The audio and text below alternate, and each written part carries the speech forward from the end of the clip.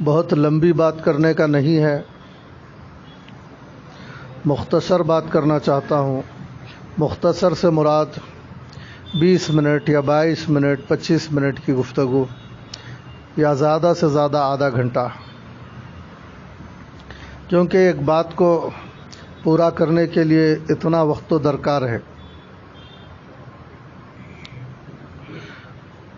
اور کوشش کروں گا کہ گفتگو بہت آسان ہو اور ضرورت کی ہو، اور آپ حضرات جو جمع ہوئے ہیں، آپ کا جمع ہونا بیکار اور ضائع نہ ہو۔ اس وقت میں جو گفتگو کرنا چاہتا ہوں اور جو بات آپ حضرات کے سامنے صاف لفظوں میں کہنا چاہتا ہوں، اگرچہ کہ یہ بات بہت بھاری معلوم ہوگی اور مشکل معلوم ہوگی، لیکن ضرورت کے پیش نظر یہ کہا جا رہا ہے، وہ یہ ہے کہ اللہ تعالیٰ نے دنیا میں انسانوں کو اور جنات کو جو پیدا فرمایا ہے، ان کی تخلیق کا مقصد ہی عبادت ہے۔ قرآن کریم کی آیت ہے وَمَا خَلَقْتُ الْجِنَّ وَالْإِنسَ إِلَّا لِيَعْبُدُونِ۔ مقصد تخلیق ہی اللہ تبارک و تعالیٰ کا عبادت ہے، دنیا میں بھیجنے کا اور انسان کو پیدا کرنے کا۔ دنیا میں جتنے افراد، جتنے انسان، خواہ مرد ہوں یا عورت، اور کسی جگہ کے، کسی علاقے کے، کسی خطے کے کیوں نہ ہو، دنیا کے کسی ملک کے رہنے والے کیوں نہ ہو، اور کسی بھی حیثیت میں کیوں نہ ہو، امیر، غریب، رعایا، حاکم، ان پڑھ، پڑھے لکھے، غریب، مالدار، ہر قسم کے لوگوں کا مقصد پیدائش عبادت ہے۔ ہمارے سامنے ہر دن مختلف قسم کی ضروریات ہیں۔ ہمیں مال کی ضرورت ہے، ہمیں اولاد کی ضرورت ہے، ہمیں بہت ساری چیزوں کی ضروریات ہیں، لیکن یہ سب اہم ضروریات ہیں۔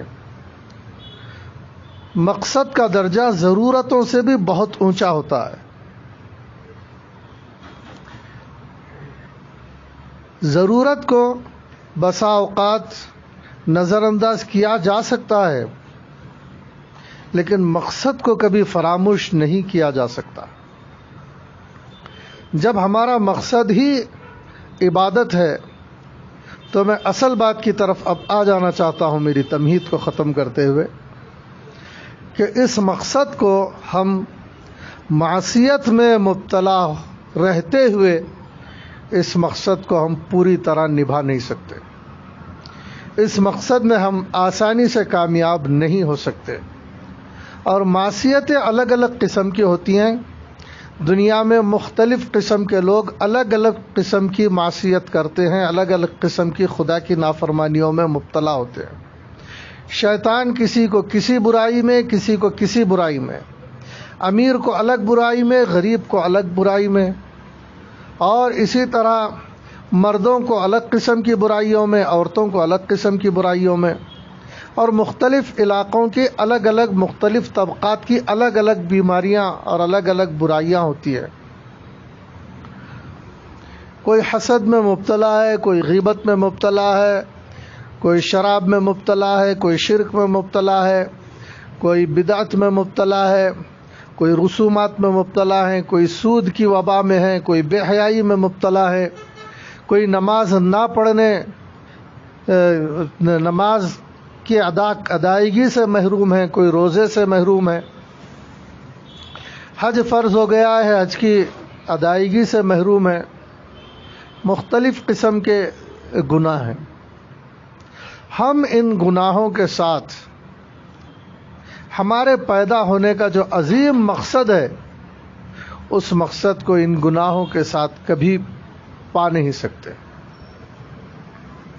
لہذا ہمیں بہت غور و فکر سے کام لیتے ہوئے، بہت سوچ سمجھ کر، اپنے دل پر اگرچہ کہ بار پڑتا ہو، ہمیں تھوڑی دیر کے لیے پریشانی محسوس ہوتی ہو، آج ہمیں ہر جوان بوڑھے، مرد عورت اور ہر انسان کو اس بات کا سنجیدگی کے ساتھ بہت جلد فیصلہ کر لینا چاہیے کہ مجھے کسی قسم کی کوئی برائی اور معصیت میں مبتلا نہیں ہونا ہے. اس کا ارادہ کرے، اس کا عزم کرے اور اس کی ہمت کو جٹانے کی کوشش کرے. اگر ہم برائیوں کو چھوڑنے میں کامیاب ہوتے ہیں اور برائیوں کو چھوڑنے کے اسباب اختیار کرتے ہیں، برائیوں کو چھوڑنے کی فکر میں لگ جاتے ہیں، برائیوں کے چھوڑنے کے لیے بے چین ہو جاتے ہیں، تو پھر امید ہے کہ اللہ تبارک و تعالی اس کے بدلے میں ہمیں اپنا تعلق عطا فرمائے، جو بہت بڑی دولت ہوتی ہے. ہو سکتا ہے کہ ہمیں نماز آ جائے، ہو سکتا ہے کہ ہم صحیح معنوں میں روزے دار بن جائیں، ہو سکتا ہے کہ ہم صحیح معنی میں سخی بن جائیں، ہو سکتا ہے کہ ہم صحیح معنی میں اللہ کو چاہنے والے کہلائیں. اللہ کی نافرمانی میں مبتلا رہ کر ایک بندہ خدا کا حقیقی بندہ کبھی نہیں کہلا سکتا. ایک مسلمان اپنے آپ کو صحیح معنوں میں مسلمان کہلا نہیں سکتا، بلکہ ایک انسان گناہوں کے ساتھ حقیقی معنوں میں انسان کہلانے کے بھی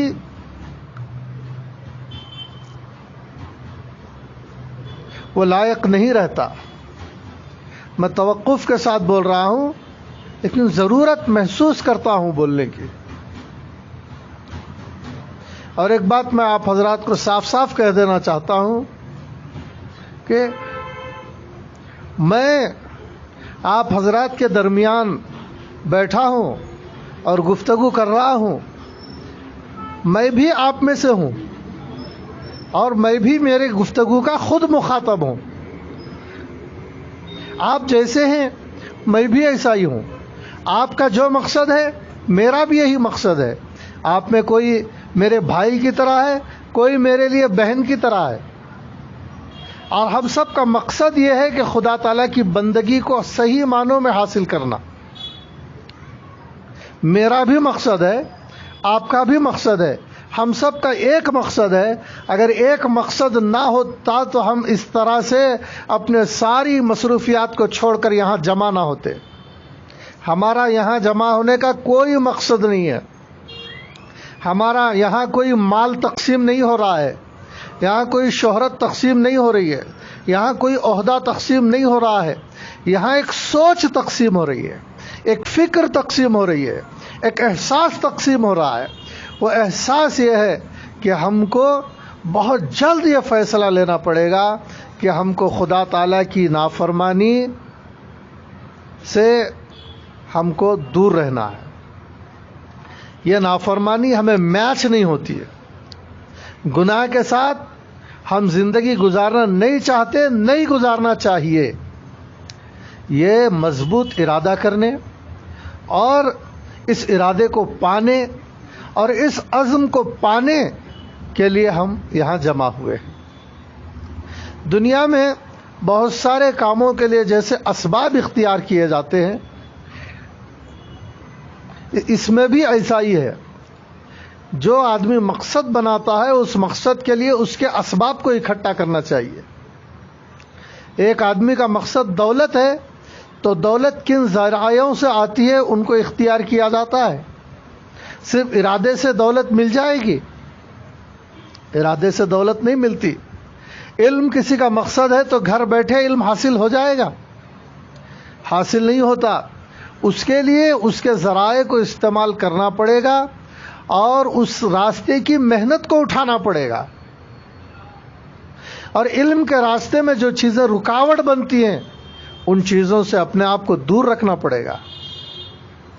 اسی طرح کسی کا ارادہ گناہوں سے بچنے کا ہے، بلکہ ہر ایک کا یہاں جو بیٹھے ہیں کم از کم ان کا ارادہ ضرور ہوگا ہے، تو پھر ہم کو صرف ارادے اور زبان سے کہنے خیالات کی حد تک نہیں رہنا چاہیے کہ خیال ہو کہ برائیوں سے بچیں گے، خیال ہو کہ توبہ کریں گے، بلکہ نہیں، توبہ جو ہے فوراً کریں گے، ضرور کریں گے۔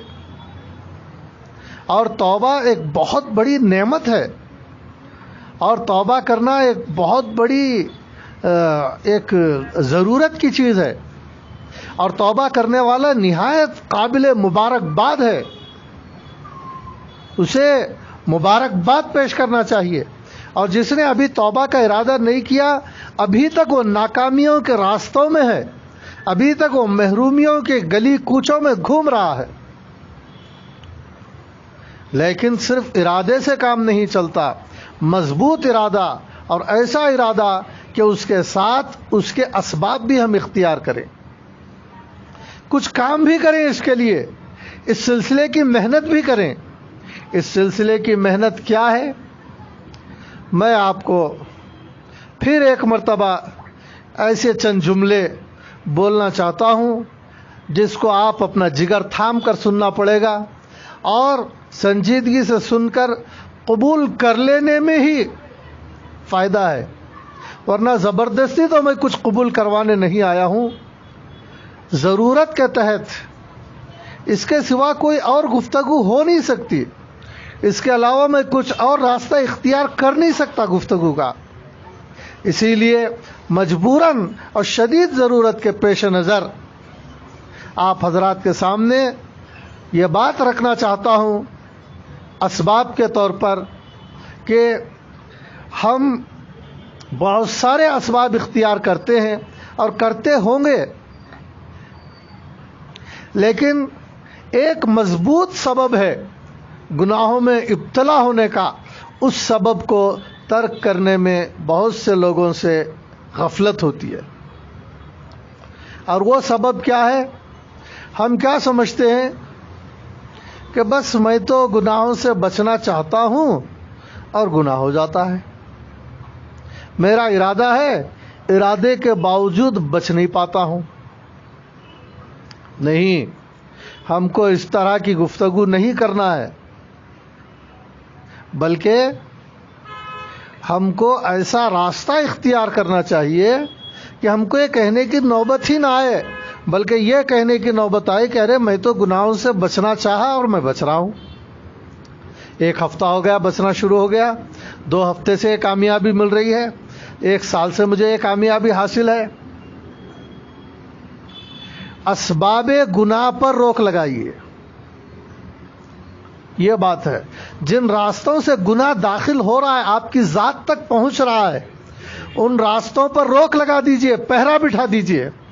وہ اسباب جو گناہوں کی تحریک پیدا کرتے ہیں، ان اسباب کا بائیکاٹ کیجئے۔ اور گفتگو واضح کرتا ہوں، اور آسانی کے ساتھ گفتگو کرتا ہوں، اور قریب پہنچ کر گفتگو کرتا ہوں آپ کے ذہنوں کے۔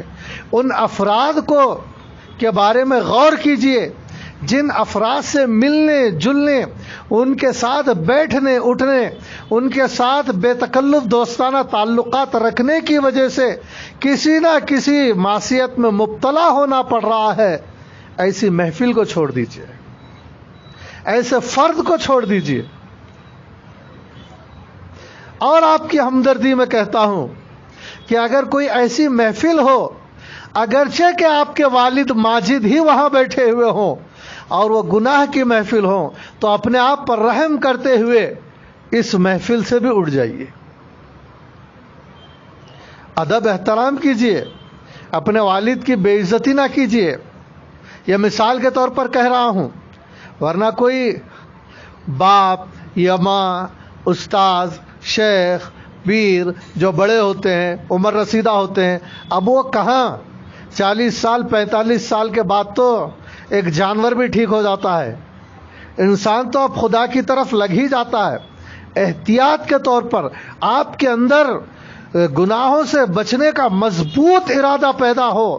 اس نیت سے کہہ رہا ہوں کہ اگرچہ کہ وہ کتنی بڑی اہم محفل کیوں نہ ہو، اس محفل میں آپ کا جانے سے آپ کا کتنا بھی بڑا فائدہ، مالی فائدہ کیوں نہ ہوتا ہو یا کسی قسم کا فائدہ ہوتا ہو، اگر وہاں جانے کی وجہ سے کسی معصیت میں مبتلا ہونا پڑتا ہے تو عقل مندی کا تقاضا اور مقصد جینے کے مقصد کو پانے کا تقاضا یہ ہے کہ اس محفل سے قدم پیچھے ہی لے لیجیے. ایسے اسباب کو عورتیں بھی یوں ہی معصیت گھس کر نہیں آتی. جو لوگ معصیت کو کھلے طور پر معصیت میں مبتلا ہوتے ہیں، جو لوگ کھلے طور پر جھوٹے ہوتے ہیں، جو کھلے طور پر خدا کے نافرمان ہوتے ہیں، جن کے دلوں میں اللہ تعالیٰ کا بالکل ڈر نہیں ہوتا، ساری حدوں کو پار کیے ہوئے ہوتے ہیں، ہم ان سے الفت کا تعلق رکھتے ہیں، ہم ان سے محبت کا تعلق رکھتے ہیں، ہم ان کے ساتھ بے تکلفی کا تعلق رکھتے ہیں، ہم ان کے ساتھ ضرورت کے بعد بھی دیر تک اپنا وقت ان کے ساتھ گزارتے رہتے ہیں، جس کی وجہ سے ہم یہ نقصان لے کر آتے ہیں. وہ ہمیں اچھے لگتے ہیں اس لیے کہ ہماری مالی ہمدردی کرتے ہوں گے، مال سے ہمدردی کرتے ہوں گے، یا کچھ کھلاتے ہوں گے یا تحائف دیتے ہوں گے، لیکن اسی کے ساتھ ان کے ساتھ بیٹھتے اٹھتے کسی گناہ میں مبتلا بھی ہونا پڑ رہا ہے، اور احسانات کے تلے دبنے کی وجہ سے مجال نہیں ہے کہ کچھ زبان کو جنبش دے سکیں. ایسی جگہ جانے کے بجائے اس مقصد کو اختیار کر لیجئے کہ ہمیں ایسی جگہ جانا نہیں ہے. یہ اسباب کو توڑ دیجئے، ایسے اسباب کو چھوڑ دیجئے، ایسے لوگوں کو چھوڑ دیجئے. ضرورت کا رشتہ رکھیے. ہاں شدید ضرورت ہے، بس اس ضرورت کے لیے الیک سلیک میں اس ضرورت کے لیے آیا تھا، اب میں جا رہا ہوں. ضرورت کا رشتہ رکھ لیجئے، سلام کرنا باقی رکھ لیجئے، خیریت پوچھنا رکھ لیجئے، اتنا کافی ہے. بلکہ اگر انہیں کسی ضرورت ہے، کوئی ضرورت، تو مدد بھی کیجئے. قرض کی ضرورت ہے تو قرض بھی دیجئے. ان سے کہیے کہ قرض کی ضرورت ہے تو قرض بھی ملے گا، مدد کی ضرورت ہے تو مدد بھی ملے گی، لیکن بے تکلفی کے ساتھ بیٹھا نہیں جائے گا، دیر تک وقت نہیں گزارا جائے گا. میرے مقصد پر مار پڑتی ہے اور میرے مقصد پر زد پڑتی ہے، اور میرا مقصد جو ہے ناکام ہونے لگتا ہے. جو جینے کا عظیم مقصد ہے وہ ہے معصیتوں سے بچنا.